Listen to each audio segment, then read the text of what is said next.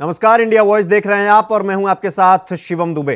India voice के खास programme देवभूमि समाचार में आप सबका स्वागत है। रुक करेंगे खबरों की ओर। आपको बता दें कि विधानसभा में धामी सरकार का बजट सत्र शुरू हो गया है। सत्र के पहले दिन राज्यपाल का अभिभाषण हुआ, जिससे राज्य के विकास के लिए संचालित हो रही योजनाओं का जिक्र किया गया। साथ ही इस अभिभाषण में सरकार के उद्देश्य और राज्य के विकास के लिए बनाए गए प्लान की भी झलक देखने को मिली। इस पर ज्यादा जानकारी दे रहे हैं हमारे संवाददाता अभय कैंतुरा। हमारा युवा प्रदेश समृद्ध उत्तराखंड एवं सशक्त उत्तराखंड की ओर तेजी से अग्रसर है। देवभूमि उत्तराखंड ने विगत वित्तीय वर्ष 2023-24 में विभिन्न क्षेत्रों में कई महत्वपूर्ण उपलब्धियां अर्जित की। इन उपलब्धियों के प्रतिफल स्वरूप हमारा प्रदेश सशक्त उत्तराखंड के लक्ष्य को प्राप्त करेगा तथा प्रदेश की मातृशक्ति, युवा शक्ति और पूर्व सैनिकों की अहम भागीदारी से हमारा प्रदेश सर्वश्रेष्ठ राज्यों की श्रेणी में खड़ा होगा। भारत को वर्ष 2047 तक विकसित राष्ट्र बनाने की कड़ी में सशक्त उत्तराखंड एट द रेट 25 की अवधारणा के आधार पर राज्य को देश का अग्रणीय राज्य बनाने के लक्ष्य की प्राप्ति के लिए हमारी सरकार द्वारा वित्तीय वर्ष 2023-24 में कई नए आयाम स्थापित किए गए। इनमें से कुछ महत्वपूर्ण कदमों एवं उपलब्धियों पर आपका ध्यान आकृष्ट करना चाहूंगा। उत्तराखंड विधानसभा ने संविधान निर्माताओं की भावनाओं के अनुरूप समान नागरिक के स्वप्न को धरातल में उतारने हेतु उत्तराखंड के सभी नागरिकों को समान अधिकार प्रदान करने वाले समान नागरिक संहिता विधेयक को मंजूरी देकर उत्तराखंड को देश का पहला राज्य बना दिया है। उत्तराखंड विधानसभा के बजट सत्र की शुरुआत हो चुकी है। सत्र का आज पहला दिन था। राज्यपाल के अभिभाषण के साथ इस सत्र की शुरुआत यहां पर हुई है। राज्यपाल ने जो अपना अभिभाषण पढ़ा उसमें सरकार की योजनाओं का जिक्र किया गया। यानी सरकार के उन जन कल्याणकारी योजनाओं का जिक्र हुआ जिससे राज्य में विकास की रफ्तार बढ़ रही है, राज्य की जनता को विकास की योजनाओं का लाभ मिल रहा है और उत्तराखंड राज्य कैसे विकास के पथ पर अग्रसर है उसका जिक्र वहाँ पर किया गया।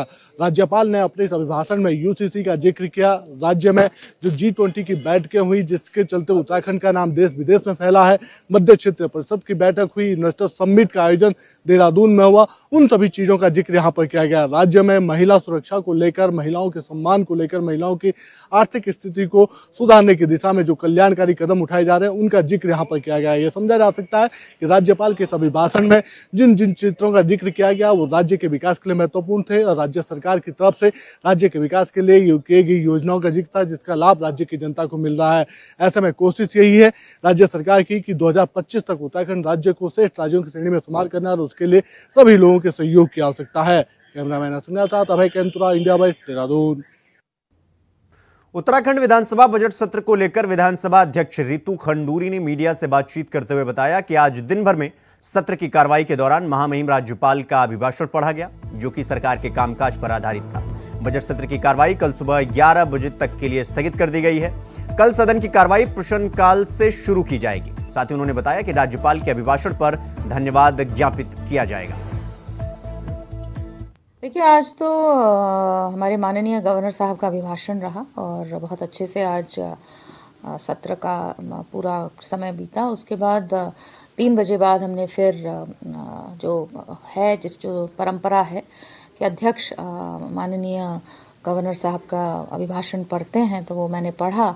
उसके बाद हमारी जो कार्यमंत्रणा की सिफारिशें होते हैं वो सदन में लाई जाती हैं और वो पास की जाती हैं, तो ध्वनि मत से पास हुई है। कल 27 तारीख है और प्रश्नकाल से हमारा सत्र जो है कल शुरू होगा। उसके बाद 12:30 बजे बजट पेश किया जाएगा और उसके बाद जो नॉर्मल विधायी कार्य, चाहे वो कार्य स्थगन के प्रश्न हो या अन्य कोई प्रश्न हो, वो चीज़ें फिर कंटिन्यू करेंगे। उत्तराखंड विधानसभा के बजट सत्र के पहले दिन तो राज्यपाल का अभिभाषण हुआ, लेकिन दूसरे दिन सदन में हंगामा होने के आसार हैं। सदन में विपक्ष का आक्रामक रूप देखने को मिलेगा। इस पर ज्यादा जानकारी दे रहे हैं हमारे संवाददाता अभय कैंतुरा। उत्तराखंड विधानसभा के बजट सत्र की शुरुआत हो चुकी है। पहला दिन राज्यपाल के अभिभाषण के साथ शुरू हुआ था। राज्यपाल के अभिभाषण को लंच के बाद विधानसभा अध्यक्ष की तरफ से उसका पाठन किया गया और उसके बाद कार्य मंत्रणा समिति सेवा से भी गई। यानी ये समझा जा सकता है कि सदन के सत्र के दूसरे दिन सदन के भीतर भी हंगामा होगा और सदन के बाहर सड़कों पर भी हंगामा होगा, क्योंकि विपक्षी दल का सदन में हंगामा करेगा, जो राज्य के जनकल्याण मुद्दे हैं उनको उठाने का काम करेगा। दूसरी तरफ कांग्रेस पार्टी गैरसैंण में ही जो प्रतीकात्मक सदन चलाने की बात जो कही थी प्रदेश अध्यक्ष ने, उसको वहां पर संचालित करती नजर आएगी। तो ये समझा जा सकता है कि कल का दिन हंगामेदार रहेगा और पक्ष विपक्ष एक दूसरे पर आरोप प्रत्यारोप लगाते हुए नजर आएंगे। कैमरामैन नसरुल के साथ अभय केंतुरा, इंडिया वॉइस, देहरादून। बजट सत्र देहरादून में आयोजित होने के विरोध में कल प्रदेश कांग्रेस समेत इंडिया गठबंधन द्वारा गैरसैंण में सत्र किया जाएगा, जिसमें विपक्षी दल के कार्यकर्ता भाग लेंगे, जिसका नेतृत्व उत्तराखंड कांग्रेस करेगी। अपना शौक पूरा कर रहे हैं और उन्हें अपने शौक पूरा करने भी चाहिए, क्योंकि जनता तो उन्हें अब निर्वाचित करने वाली है नहीं। तो इसी तरह का वो ड्रामे और इसी तरह की उनका नौटंकी चलती रहेगी। और अच्छा है कि कोई डम्मी विधायक बन रहा है, कोई विधानसभा अध्यक्ष बन रहा है, तो अपना बेचारे अपने मन को बहला रहे हैं, अच्छा है, सही है। भारतीय जनता पार्टी के चाल चरित्र, करनी और कथनी में फर्क, ग्रीष्मकालीन राजधानी की घोषणा करके ग्रीष्मकाल में वहां सत्र न चलाना, और सत्र चलाना पिछली बार चलाया भी तो गैरसैंण में सत्र चलाकर गैरसैंण के लिए 1 रुपए का बजट नहीं रखना। तो मतलब उनकी पहाड़ विरोधी सोच दिखाई देती है कि वो पहाड़ी जो क्षेत्र है, पर्वतीय जो क्षेत्र है, उसको जो है विकास नहीं करना चाहती। आप समझिए कि वो कहते हैं कि 4 दिन 5 दिन 6 दिन का वो सत्र चलाते हैं, इतने दिन बड़ी ठंड हो जाती है, कठिनाई होती है। तो आप समझिए जो उस पहाड़ पर लोग रह रहे हैं, जो अपना जीवन काट रहे हैं, उनको कितनी कठिनाई है। अगर आपके अधिकारी कर्मचारी और आप वहां जाकर उस कठिनाई को अनुभव नहीं करेंगे तो उसका समाधान कैसे करेंगे। उत्तराखंड विधानसभा के बजट सत्र की शुरुआत हो चुकी है। पहला दिन राज्यपाल के अभिभाषण के साथ शुरू हुआ था। राज्यपाल के अभिभाषण को लंच के बाद विधानसभा अध्यक्ष की तरफ से उसका पाठन किया गया और उसके बाद कार्य मंत्रणा समिति सेवा से भी गई। यानी ये समझा जा सकता है कि सदन के सत्र के दूसरे दिन सदन के भीतर भी हंगामा होगा और सदन के बाहर सड़कों पर भी हंगामा होगा, क्योंकि विपक्षी दल का सदन में हंगामा करेगा, जो राज्य के जनकल्याण मुद्दे हैं उनको उठाने का काम करेगा। दूसरी तरफ कांग्रेस पार्टी गैरसैंण में ही जो प्रतीकात्मक सदन चलाने की बात जो कही थी प्रदेश अध्यक्ष ने, उसको वहां पर संचालित करती नजर आएगी। तो ये समझा जा सकता है कि कल का दिन हंगामेदार रहेगा और पक्ष विपक्ष एक दूसरे पर आरोप प्रत्यारोप लगाते हुए नजर आएंगे। कैमरामैन नसरुल के साथ अभय केंतुरा, इंडिया वॉइस, देहरादून। खबरों में आगे बढ़ेंगे। अगली खबर देहरादून से है, जहां टनकपुर, काशीपुर और कोटद्वार रेलवे स्टेशन के पुनर्विकास और शिलान्यास पर सीएम धामी वर्चुअली रूप से जुड़े। मुख्यमंत्री धामी ने कहा कि इसमें आम जन को सुविधाएं मिलेंगी। मुख्यमंत्री ने प्रधानमंत्री मोदी और रेलवे मंत्री अश्वनी वैष्णव का आभार जताया और कहा कि आज देश में नया कीर्तिमान बना है। 40 करोड़ से अधिक की लागत से उत्तराखंड के इन 3 रेलवे स्टेशनों का पुनर्विकास होगा।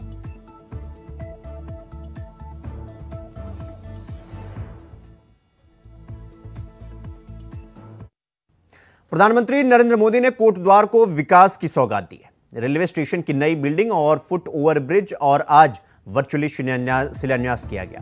प्रधानमंत्री मोदी वर्चुअल कॉन्फ्रेंस के जरिए कार्यक्रम से जुड़े और उत्तराखंड के कोटद्वार रेलवे स्टेशन समेत दूसरे प्रदेशों के 554 रेलवे स्टेशन की बिल्डिंग का शिलान्यास किया। इस दौरान रेलवे स्टेशन में स्थानीय स्तर पर कार्यक्रम का आयोजन किया गया, जिसमें सांसद तीरथ सिंह रावत मौजूद रहे। के अंदर 30 करोड़ की लागत का ओवरब्रिज और एक पूरा जो कह सकते हैं कि यहाँ के लिए जो स्टेशन के लिए बैठना उठना ये सारा एक बिल्डिंग वो बनेगी, उसका लाभ यहाँ की जनता ले पाएगी। और ओवरब्रिज बनने से तो मैं सोचता हूँ काशी रामपुर है, आपका लाल पानी है, गाड़ी घाट है, सनई है, सारे क्षेत्र उससे लाभान्वित होगा। हरिद्वार, रुड़की, लक्सर, उत्तरकाशी समेत कई जिलों के सैकड़ों नेताओं ने विपक्षी दल का दामन छोड़ भाजपा में शामिल हो गए। उत्तरकाशी कांग्रेस के पूर्व जिला पंचायत अध्यक्ष प्रकाश रमोला और पूर्व नगर निगम नेता प्रतिपक्ष अशोक वर्मा ने विपक्षी खेमे से निकलकर बीजेपी ज्वाइन किया। प्रदेश अध्यक्ष महेंद्र भट्ट, हरिद्वार सांसद डॉक्टर रमेश पोखरियाल निशंक, धर्मपुर विधायक विनोद चमोली ने विपक्षी नेताओं की ज्वाइनिंग कराई।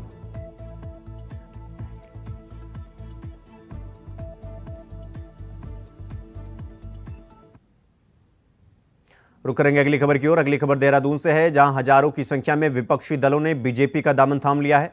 कांग्रेस, बीएसपी और यूकेडी पार्टी के 3000 वरिष्ठ नेताओं और कार्यकर्ताओं ने भाजपा ज्वाइन किया है। हरिद्वार, रुड़की, चमोली, उत्तरकाशी, उधम सिंह नगर से बीजेपी में शामिल हुए हैं। इस दौरान प्रदेश अध्यक्ष महेंद्र भट्ट, हरिद्वार सांसद रमेश पोखरियाल निशंक और धर्मपुर विधायक विनोद चमोली शामिल रहे।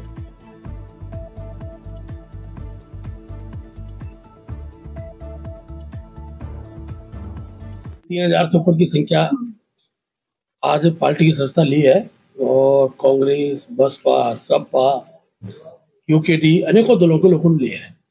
आज की सदस्यता का मुख्य जो फोकस था तो ओबीसी वोट था। ओबीसी के प्रभावशाली नेता सुभाष वर्मा और अशोक वर्मा दोनों लोगों ने पार्टी की सदस्यता ली है और मुख्य रूप से क्योंकि रमोला है भी ओबीसी समुदाय से आते हैं, तो जिला पंचायत के पूर्व अध्यक्ष है अपने टिहरी उत्तरकाशी जनपद में, उनकी सदस्यता हुई है। एक प्रेम सिंह जी टुलेजा वो अपने सिख समुदाय से आते हैं, उनकी सदस्यता हुई है। और शरद चौहान ये प्रदेश सचिव थे कांग्रेस के, हजारों की संख्या में आज भारतीय जनता पार्टी में आज बम्पर ज्वाइनिंग देखने को मिली। महेंद्र भट्ट जो प्रदेश अध्यक्ष है भाजपा के, उन्होंने आज उत्तरकाशी, चमोली, हरिद्वार और सहित उधम सिंह नगर के जितने भी जो कार्यकर्ता और विपक्षी दल के जो नेता हैं उन्हें भाजपा ज्वाइन कराई है। इसके बाद जो कांग्रेस है और विपक्षी दल है उनकी कमर टूट चुकी है। कहीं इससे पहले भी पूर्व में कहीं ज्वाइनिंग ऐसी देखी गई है और जो नेता हैं जो कांग्रेस के या फिर अन्य दलों के, वो भाजपा का दामन थामते हुए नजर आ रहे हैं। प्रदेश अध्यक्ष महेंद्र भट्ट का कहना है कि आने वाले समय में 2 और ज्वाइनिंग ऐसी देखने को मिलेगी जिसमें जो बड़े तत्व के जो लोग होंगे, पूर्व विधायक होंगे, पूर्व सांसद होंगे, वो भाजपा का दामन थाम सकते हैं।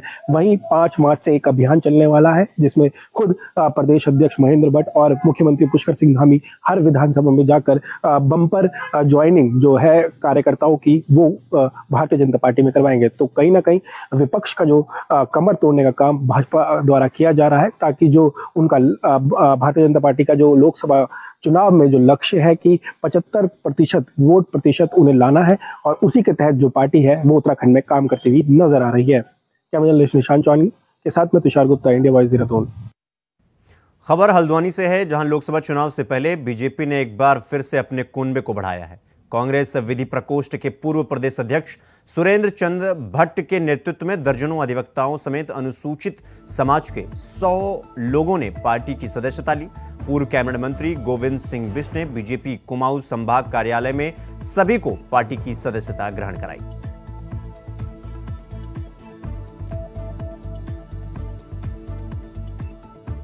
जनता पार्टी की रीति नीति और मोदी जी और धामी जी के विकास कार्यों से प्रभावित होकर आज पूरा समाज भारतीय जनता पार्टी की ओर अग्रसर है और भारतीय जनता पार्टी की सदस्यता ग्रहण कर रहा है। हमारे जनपद नैनीताल में ये दूसरा कार्यक्रम है। पहला कार्यक्रम फौज के अधिकारियों का था, आज इसमें बड़ी संख्या में अनुसूचित बंधु भी हैं और हाईकोर्ट के सहित वकील भी हैं, अन्य दलों के लोग भी हैं। तो बहुत अधिक मात्रा में शीघ्र एक और कार्यक्रम होना है। जनता में बहुत उत्साह है। 5 की 5 सीटों में भारतीय जनता पार्टी जीत हासिल करेगी। खबर कर्णप्रयाग से है, जहां मूल निवास भू कानून समन्वय समिति ने कर्णप्रयाग में प्रेस कॉन्फ्रेंस का आयोजन किया। प्रेस कॉन्फ्रेंस में संगठन के पदाधिकारियों ने आगामी 10 मार्च को श्रीनगर में आयोजित होने वाली महारैली से अधिक लोगों के जुड़ने का आह्वान किया। समिति के संयोजक मोहित डिमरी ने कहा कि भू कानून की मांग को लेकर प्रदेश के लोग जागरूक होने लग गए हैं।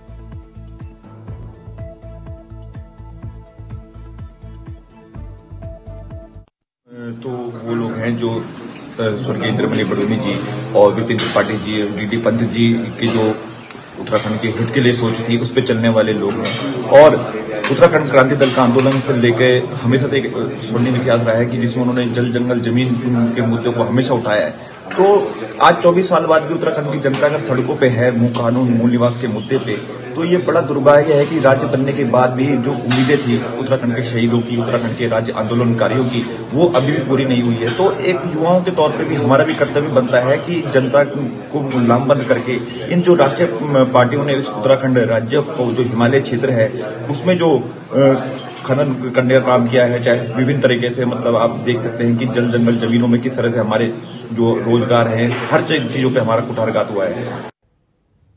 खबर हरिद्वार से है, जहां किसानों का विरोध उत्तराखंड में भी देखने को मिला है। बॉर्डर पर किसानों के साथ हुई झड़प के बाद संयुक्त किसान मोर्चा के आह्वान पर किसानों ने विरोध किया है। आपको बता दें कि एक दिन का सांकेतिक विरोध हरिद्वार के टोल टैक्स पर देखने को मिला, जहां किसानों ने अपने ट्रैक्टर के साथ मार्च निकालकर टोल टैक्स को जाम कर दिया।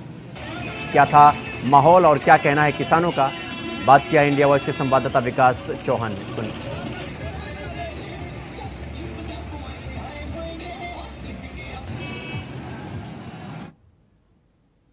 खबरों में आगे बढ़ेंगे। अगली खबर डोईवाला से है, जहां संयुक्त किसान मोर्चा के आह्वान पर जहां देश भर में किसान आंदोलन जोर पकड़ता हुआ नजर आ रहा है, तो वहीं संयुक्त किसान मोर्चा के आह्वान पर डोईवाला के किसानों ने ट्रैक्टर मार्च निकालकर खनौरी सीमा पर शहीद हुए किसान शुभकरण सिंह को श्रद्धांजलि अर्पित करते हुए डोईवाला से नुन्नावाला गुरुद्वारा तक ट्रैक्टर मार्च निकाला गया। तेरी फोटो भी आ गई। कामयाब कामयाब कामयाब कामयाब कामयाब कामयाब। सरकार की गलती के कारण ही किसान आज सड़कों पर आया है। माननीय प्रधानमंत्री जी ने जब 13 महीने का आंदोलन किसान दिल्ली में शांतिपूर्ण तरीके से चल रहा था, तो सरकार ने भरपूर प्रयास किया कि आंदोलन को कुचला जाए, लेकिन ये किसानों की ताकत थी, किसानों का बलिदान था, किसान का संघर्ष था कि वो 13 महीने तक डटे रहे। और प्रधानमंत्री जी ने आश्वासन दिया था कि जो एमएसपी की मांग की बात आप कर रहे हैं, लगातार 3 साल से किसान इसी मांग को कर रहे हैं। 3 साल में जब बहुत बड़ा धरना दिया था, बहुत किसान हमारे शहीद हो गए थे, उन मांगों को लेके मोदी जी ने कमेटी बना के आश्वासन दिया कि एमएसपी को हम लागू करेंगे। जो 3 साल बीतने के बाद भी वो लागू नहीं करी सरकार में, जब किसान परेशान हो गए, उनका ये सरकार लागू नहीं कर, दोबारा किसान धरने पे बैठ गए हैं, दोबारा आके सरकार को मजबूर कर रहे हैं कि एमएसपी को आपने दिन, और उस एमएसपी की बात अगर करते हैं, उसमें सरकार को नुकसान हो ही रही है। अगर किसान से 12 या 15 रुपये किसान जो व्यापारी खरीदता है, वो 30 रुपये आज मक्की का आटे की बात करते हैं, तो जब लोगों ने मक्की बेची किसान ने, वो 12 रुपये किलो के हिसाब से बेची है। आटा के मक्की का भाव देख लीजिए, 35 रुपये किलो व्यापारी बेच रहे हैं उसे, तो व्यापारी जो बीच में वो कमा रहा है पैसा, इसमें जो किसान तो लूटा जा रहा है। खबरों में आगे बढ़ेंगे। अगली खबर लक्सर से है, जहां महाराजा भागीरथ विशाल सैनी सम्मान समारोह में बतौर मुख्य अतिथि यूपी के डिप्टी सीएम केशव प्रसाद मौर्य को शिरकत करनी थी, लेकिन वक्त पर उनका कार्यक्रम रद्द हो गया। उनकी गैर मौजूदगी में उत्तर प्रदेश से आए पूर्व विधायक विक्रम सिंह सैनी और कमलेश सैनी ने मेधावी छात्र छात्राओं को मोमेंटो देकर सम्मानित किया। सारी टीम को बधाई देना चाहूँगी, जिन्होंने इतना सुंदर कार्यक्रम किया और अपने समाज को इकट्ठा करने का काम किया है, क्योंकि समाज के मंच पर आकर के सबको अपनी बात कहने का मौका मिल जाता है। और आज ये कार्यक्रम समाज के मेधावी छात्र छात्राएं या जो हमारे किसी भी क्षेत्र में आगे बढ़े हैं, उनको सम्मानित करने का ये कार्यक्रम है। ये मेधावी छात्रों को सम्मानित करने का एक हमने मंच सजाया है, जो कि कारगर साबित हो रहा है। हमारे युवा साथी अपने मेधावी परीक्षाओं में पास हों, लेकिन परीक्षाओं में पास होने के साथ साथ उन्हें अपना बिरादरी को, अपने समाज को आगे बढ़ाने का काम भी करें। उनको ये भी सिखाना है, क्योंकि हम लोगों की संख्या इतनी ज़्यादा है, उस संख्या के हिसाब से हमें ना तो पद मिल रहे हैं और ना ही हमें कद मिल रहा है। इसलिए पद की भी ज़रूरत है और कद की भी ज़रूरत है।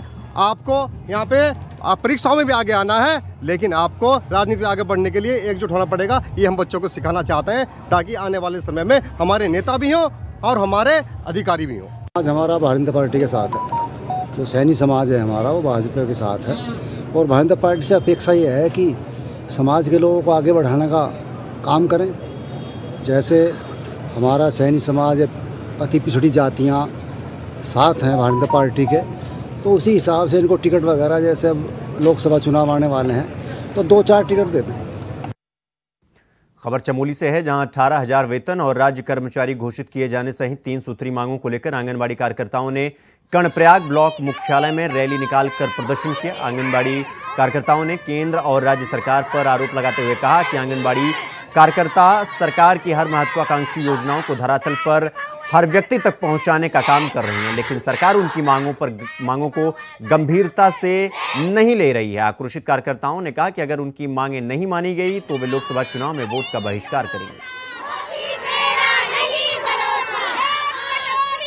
लोकसभा चुनाव में विरोध करेंगे, सब एक साथ होकर सब मतदान का विरोध करेंगे, यही हमारे पास चाह रहे हैं। इसलिए हम मतलब विभिन्न विभागों के जैसे समाज कल्याण हो गया हमारे पास है, शिक्षा विभाग हमारे पास है, स्वास्थ्य विभाग हमारे पास है, और सभी मतलब जितने भी विभाग हैं ज्यादातर हमें पकड़ा जाता है। जहाँ भी गांव में सबसे पहले मुख्य मतलब जो भी विभाग हमें पकड़ता है, लेकिन सरकार हमारी मांगों पे कोई सुनवाई नहीं कर रही है। सरकार हमें एक मजदूरी के बराबर 600 रुपये मतलब दैनिक मतलब वेतन दिया जाए हमें, और सरकारी कर्मचारी घोषित किया जाए। 18,000 तक हमारा मानदेय बढ़ाया जाए, नहीं तो हम इस बिल्कुल लोकसभा चुनाव का विरोध। सरकार की सभी चीजों का, सभी विभागों का हम काम कर रहे हैं, पीएलओ का काम हम कर रहे हैं, कहते हम 0 से और 60 साल तक सभी वर्ग के समाज सेवक हम काम कर रहे हैं, और हमको जो है न्यूनतम मजदूरी 18,000 भी नहीं मिल रही है। तो हमारी मांग है कि हमारी 18,000 मानदेय हो और हम राज्य कर्मचारी घोषित करें, और हमें सरकार हम भी जिस प्रकार से स्कूल में बच्चों की भी छुट्टियां होती है, स्कूलों की सरकारी छुट्टी होती है, हमारी कोई छुट्टियां नहीं होती है। खबर लक्सर से है, जहां अपनी 4 सूत्री मांगों को लेकर सैकड़ों आंगनवाड़ी कार्यकर्ता विधानसभा का घेराव करने के लिए रवाना हो गई। आपको बता दें कि आंगनवाड़ी कार्यकर्ता पिछले 8 महीनों से कार्य बहिष्कार कर अपनी 4 सूत्री मांगों को लेकर धरना दे रही हैं। देहरादून विधानसभा का घेराव करने जा रही आंगनवाड़ी कार्यकर्ताओं का ये कहना है कि सरकार उनकी मांगों को अनसुना कर रही है। अगर सरकार उनकी मांगों को नहीं मानेगी तो वो आगामी लोकसभा चुनाव का बहिष्कार करेंगे और अपनी मांगों को लेकर लगातार धरना प्रदर्शन निरंतर करती रहेंगी। दिन से सभी बहनें जो है यहाँ अपने ब्लॉक स्तर पर धरना कर रहे थे, लेकिन सरकार द्वारा हमें कोई आश्वासन या किसी भी तरह की हमारी कोई पुकार नहीं सुनी गई, जिस कारण आज हमें विधानसभा घेराव के लिए सैकड़ों की संख्या में जो है हमारी सभी महिलाएं जो है देहरादून विधानसभा का घेराव करने के लिए जा रही हैं। हमारी मांगों को सरकार बिल्कुल अनदेखा कर रही है। यदि सरकार हमारी मांगों को नहीं सुनती है तो हम इसी तरह से आंदोलन करते रहेंगे और बीजेपी की सरकार दोबारा नहीं आने देंगे। हम चुनाव का पूरा बहिष्कार करेंगे और हम आंदोलन इसी तरह से जारी रखेंगे जब तक हमारी मांगे पूरी नहीं की जाती हैं। हमारा काफी लंबे समय से धरना प्रदर्शन चल रहा था, रैलियों के माध्यम से हम लोगों ने ज्ञापन बराबर सरकार को देते रहे। फिर हमारा 8 दिन से हम कार्य बहिष्कार पर है। कुछ हमारी मांगे हैं, जैसे मानदेय वृद्धि हो गई, गोल्डन कार्ड जारी होना, मिनी आंगनवाड़ी जो बहनें हैं हमारी उनका उच्चीकरण का जो जीओ है वो जल्द से जल्द पारित हो रहा, क्योंकि अगर आचार संहिता लग जाएगी तो लॉलीपॉप जो हमें दे रखा है घोषणा का, वो लॉलीपॉप ही रह जाएगा हमेशा के लिए। बाकी दूसरी हमारी मांग है कि हम जो जितनी भी हम लोग महिलाएं हैं, हमने निर्वाचन का कार्य बिल्कुल ठप कर रखा है।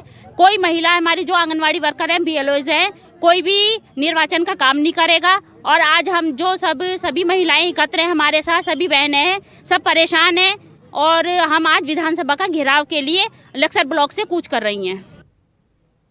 देवभूमि समाचार में फिलहाल अभी के लिए बस इतना ही। देश दुनिया की तमाम खबरों को देखने के लिए देखते रहिए इंडिया वॉइस। नमस्कार।